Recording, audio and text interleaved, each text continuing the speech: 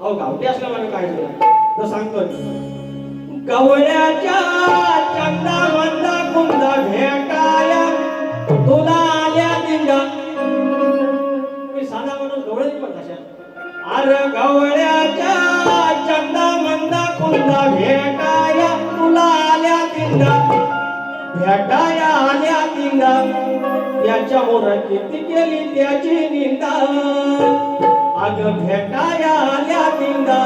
त्याच्या मोर किती केली त्याची निंदा